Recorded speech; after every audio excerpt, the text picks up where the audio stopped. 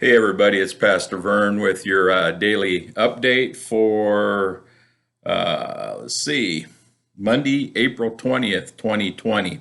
One day closer to being together again. And as we continue our path to being together again, we can keep up with some of our spiritual learning as we go through this process of right now, the fruits of the Spirit. We've had 9 fruits of the Spirit that we're working on. This will be our 5th one this morning. And we're going to talk about faithfulness today. Faithfulness is something that has a lot of definitions depending on who you are. And there's some people find it somewhat limiting, while others find it quite freeing. That some find faithfulness difficult because they tend to wander, and others find it comforting because they know that it's a constant in their life.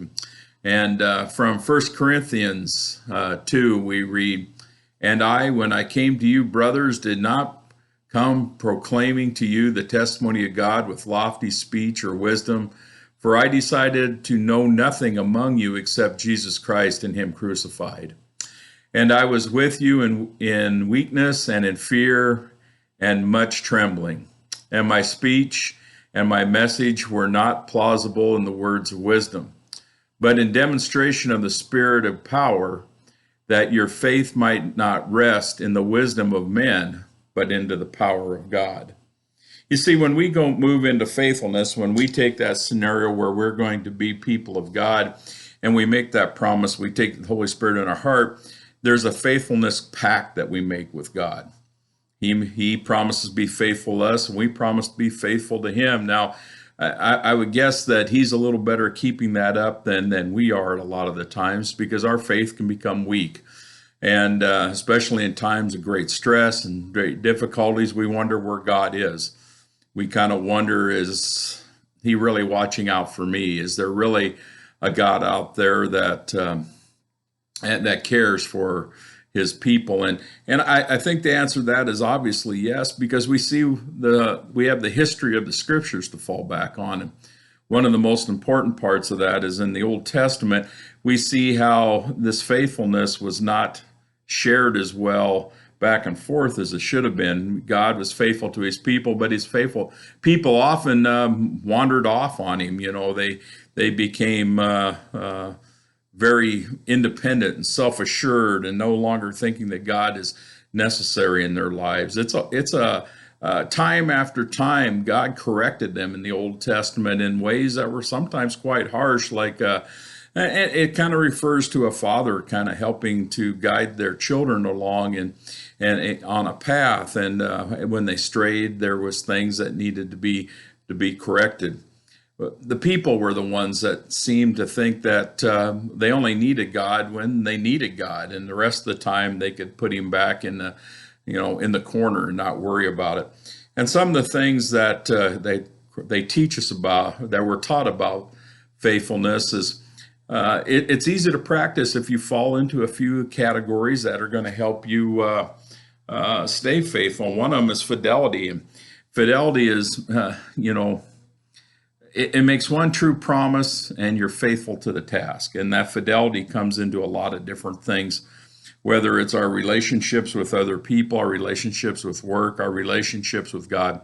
Whatever it is, fidelity means that we are true to that promise that we make to them, that if you are going to be my God, I am going to be your follower. If you're going to be in this relationship with me, I promise to be faithful and true to you into this relationship. Also, faithfulness is steadfast, dedicated, and it's dependable, and it's worthy of trust. Because you can trust somebody who's faithful to you. You know that even when you push them away, even when there's maybe something that gets into the mix that makes it difficult, they're going to be there. They're going to ride it out with you. There's that certain faithfulness that is dependable and trustworthy. And it doesn't change. I mean, our relationships change over a period of time as we see changes in who we are, but it doesn't. This faithfulness doesn't change. We are grounded in that, and if we keep that as a center of our life, a place that we're using as a launching point for every day, we come with a strong base. We come with an opportunity to not only give faithfulness but to receive it.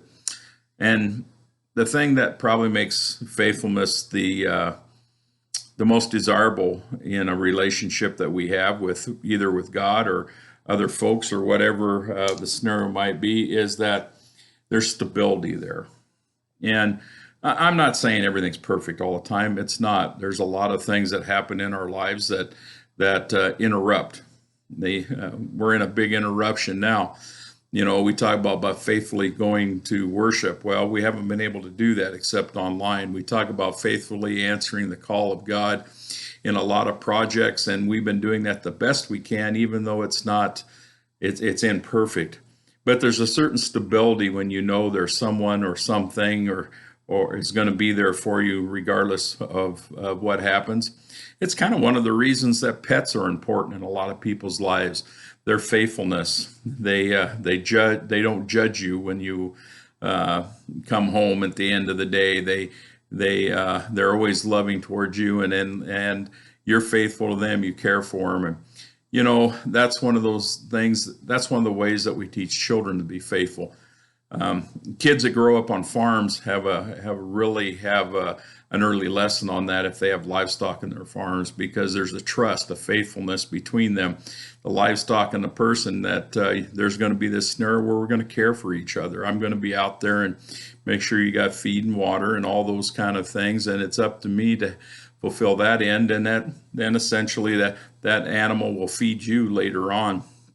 And so it's one of those things that's a relationship that's relationships that are faithful are enduring and strong, stable, dependable, and loyal. Keep mull that over here in the next day or two, and look where your relationships are with your God, with people around you, with the world in general, and see if you're being a faithful partner. All right. We'll see you again tomorrow. We're going to keep going with the fruits of the Spirit. Hang in there. Keep your chin up. We're one day closer to being together again. We don't know when that's going to be yet, but we are blessed with that we have days behind us as we look forward to those good things to come. All right. Y'all take care. Blessings.